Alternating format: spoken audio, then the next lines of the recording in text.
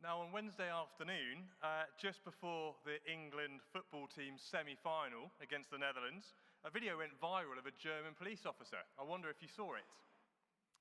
He looked rather like England's manager, Gareth Southgate, and fans serenaded the police officer with songs.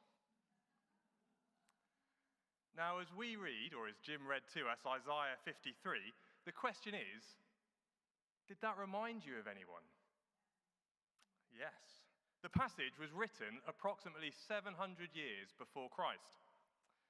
And yet the suffering servant in that passage has an uncanny resemblance to Jesus. Let's take a closer look. I'm going to read selected verses from Isaiah 53 and then selected verses from the New Testament. So Isaiah 53 verse 3, a man of suffering or sorrows and familiar with pain. Matthew describes him, Jesus, as like this. He says in Matthew 26:37, Jesus began to be sorrowful and troubled. Then he said, my soul is overwhelmed in sorrow to the point of death. Luke wrote in chapter 22, being in anguish, Jesus prayed more earnestly, and his sweat was like drops of blood falling to the ground. Isaiah 53 verse 7 says, he was oppressed and afflicted, yet he did not open his mouth. Matthew 27 says, when Jesus was accused by the chief priests and the elders, he gave no answer. Then Pilate asked him, don't you hear the testimony they are bringing against you? But Jesus made no reply, not even to a single charge, to the amazement of the governor. Isaiah 53 verse 9 says, though he had done no violence. In Luke 23, Pilate announces to the chief priests and to the crowd, I find no basis for a charge against this man. Isaiah 53 verse 3 says, he was despised and rejected by mankind. In Matthew 27, he writes, those who passed by Jesus on the cross hurled insults at him. In the same way, the chief priests, the teachers of the law, and the elders mocked him. In the same way, the rebels who were crucified with him also heaped insults upon him. Isaiah 53 verse 5 says of the suffering servant, he was pierced for our transgressions. He was crushed for our iniquities. John writes in chapter 19, one of the soldiers pierced Jesus' side with a spear. Isaiah 53 says in verse 9 that the suffering servant was assigned a grave with the wicked and with the rich in his death. Luke says in chapter 23 that two other men, both criminals, were also led out with Jesus to be executed. And in verse 53, he describes a rich man, Joseph of Arimathea, taking Jesus' body from the cross. He writes, he wrapped it in a linen cloth and placed it in a tomb cut in the rock, one in which no one had yet been laid. In other words, a tomb for the rich, but crucified with the wicked. That's just a handful of comparisons with Jesus from Old Testament prophecy. A well-known Christian speaker called J. John, you may have heard of him, puts it like this. In the Old Testament of the Bible, there are what are called messianic prophecies. These prophecies tell you about the arrival of the King of Heaven on earth. J. John says, I've got lots of friends in the Middle East because I've done a lot of work out there. I said to one of my rabbi friends, Rabbi, let's hang out in the morning in a cafe and just read all the messianic prophecies. J. John says, Rabbi, how many are there? How many of these prophecies are there? The rabbi replied, 300. J. John said, 322 actually. Okay. J. John says, you read one, I'll read one. You read one, I'll read one. You read one, I'll read one, until we've read all 322. And at the end, I'll say to you, Rabbi, does that remind you of anyone? J. John continues, the 322 prophecies tell you where this suffering servant is going to be born, how he's going to be born, how he's going to grow up, and what he's going to say, how he's going to die. You've even got the number of coins that will be used to betray him. And J. John says, do you know the mathematical probability of all 322 prophecies being fulfilled in one person at one single moment of time? It is 1 in 84 with 100 zeros. In other words, it doesn't happen every day. But why should it matter whether or not Jesus is the suffering servant described in Isaiah 53? It matters because in Isaiah 53, God is depicted as saying, "My righteous servant will justify many." And this is so relevant, so important to every single human being on the planet. It is life or death even for every individual around the world. Now, 100 years ago, this week, Becky's already mentioned it's a good sporting day. 100 years ago this week, there was a chap called Harold Abrahams who ran in the 100-meter dash, as it was called then, or the 100 yards dash, as it was called then, against Eric Liddell. You might have seen the film Chariots of Fire. Harold Abrahams, he said that his race was 10 lonely seconds to justify his existence.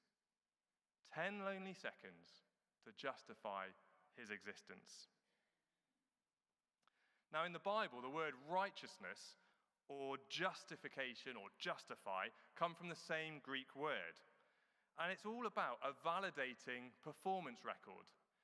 It's like when we go for a job and we come with a CV, and we hope that the CV, our list of all our experiences and skills, will justify us for the role. It will make us worthy. It will evidence our worthiness for the job.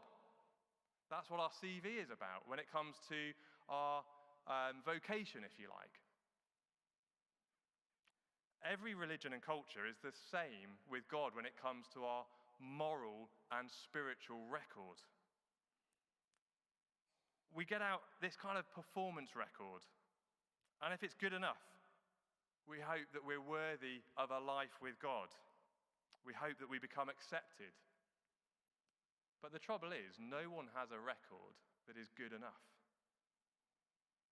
Paul writes it like this in Romans chapter 3. All have sinned and fall short of the glory of God. Or Isaiah put it like this, didn't he? We all like sheep have gone astray. Each of us has turned to our own way. In other words, none of us have a good enough record. We've all failed to live lives to God's perfect standard. Now, of course, there's degrees of failure. Yet nobody gets even close to God's standards. There was a bishop called Handley Moule who put it dramatically.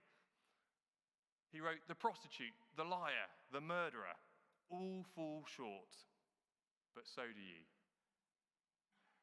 Perhaps they stand at the bottom of a mine and you on the top of a mountain, but you are as little able to touch the stars as they are. As a result, the Bible says we deserve punishment. We deserve death. Yet, according to Isaiah 53, verse 10, it was the Lord's will to crush him, the servant, and cause him to suffer. Is that good? Well, let's turn our attention to a story in the New Testament. This is about an Ethiopian eunuch. Shortly after Jesus' crucifixion, a man from Ethiopia stumbled across these words from Isaiah 53 and read about the suffering servant. And he was also trying to make sense of it. His story is captured in Acts chapter 8, and it helps us understand whether the suffering of this servant can be a good thing. I'll read you a few of the verses. Acts chapter 8, verse 26. Now an angel of the Lord said to Philip, "Go south to the road, the desert road that goes from Jerusalem to Gaza." So he started out, and on his way he met an Ethiopian eunuch, an important official in charge of all the treasury of the Kandake, which means the queen of Ethiopians. This man had gone to Jerusalem to worship. Now here we're told three significant things about the Ethiopian. We're told, number one, he's high up on the career ladder. This is the Ethiopian Chancellor of the Exchequer. Number 2, we're told he's a eunuch. Now that means, close your ears if you're sensitive, his testicles have been crushed to ensure that his top priority would be serving the queen. He would never have a family, never have a reason to go home from the office early. He's literally married to his job. And number 3, we're told he's on his way back from worshipping in the Temple of Jerusalem. Despite having one of the best jobs in the world, or top jobs, top of the career ladder, which brought him wealth and power and purpose, this man was searching for something more. Perhaps like Harold Abrahams, he was searching for something to justify his existence. Was he searching for deeper truth, for redemption, for purpose, for satisfaction or belonging? We don't know. We're left to guess. The question this provokes for us is, what will justify your existence? What will justify my existence? Will it be our careers, our families, our finances, our entertainments? What will we look for happiness, fulfillment, and security? Will the things we chase evidence that we have lived a life worthy of living? For whatever reason, the eunuch concluded that everything he had would not justify his reason for living. He was in pursuit of something more. And whatever he discovered must have been good, because by the end of this story, he goes away rejoicing. In verse 30 it says, "Then Philip ran up to the chariot and heard the Ethiopian reading Isaiah. Philip said, 'Do you understand what you are reading?' Well, let me introduce to you Philip at this point. There's a couple of Philips in the Bible. This isn't Philip the Apostle, one of the 12 disciples, but rather this is Philip the Evangelist, one of the 7 who is elected to run the local food bank. He's on the move. Just months before, Jesus had been crucified and a violent wave of persecution had broken out. Philip's friend Stephen had just been executed for talking publicly about Jesus. So Philip and others are fleeing, and they are making Jesus famous everywhere they go. And Philip takes the opportunity to spread Jesus' fame to Africa. He hears the Ethiopian reading from Isaiah 53, an ancient piece of writing. He runs alongside his royal chariot and boldly asks if the Ethiopian understands it. The Ethiopian replies, "How can I, unless someone explains it to me?" So he invites Philip into his chariot to come and sit with him. By the end of Philip's explanation, the Ethiopian's world seems to have radically changed. He insists on being baptized, a demonstration of giving his full allegiance to Jesus, a demonstration of his existence being justified by something other than his own achievements. What did Philip explain that shifted his world so cosmically? Quite simply, Christ crushed for him. We can only imagine how Philip explained this ancient prophecy in light of all the recent events in Jerusalem, how Jesus faced trial and was found innocent, yet for political convenience was crucified anyway, how 3 days later his body went missing from the tomb and then resurrected. 500 people claimed to see Jesus alive. How the religious and political authorities searched desperately for the body to put an end to all this talk that Jesus was God. How the disciples of Jesus were risking their lives for the claim that Jesus really had risen from the dead. And how Christ's suffering and crushing crucifixion changes everything.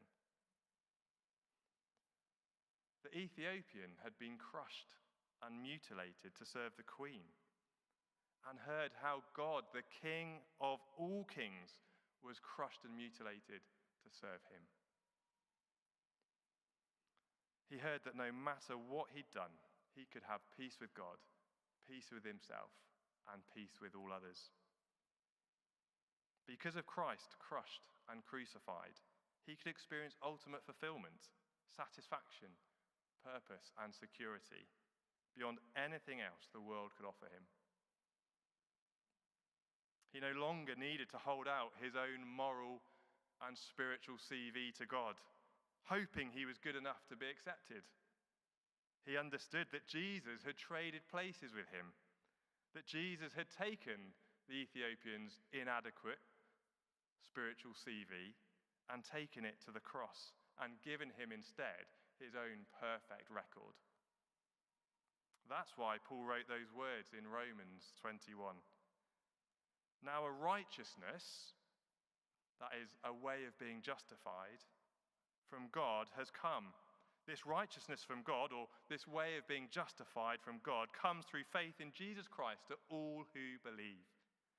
All have fallen short of the glory of God and are justified freely by his grace. The Ethiopian was immediately persuaded. For him, it all fell into place. There and then, he transferred his primary allegiance to Jesus Christ and gave up trying to justify his existence by any other means, and he left rejoicing. So who does the suffering servant remind you of? Do you see Jesus Christ in that picture? The one who was crushed and crucified for you and for me? Will you give up trying to justify your existence through any other means? Will you look to the cross and accept the loving, sacrificial, costly acceptance of God on his terms rather than our terms?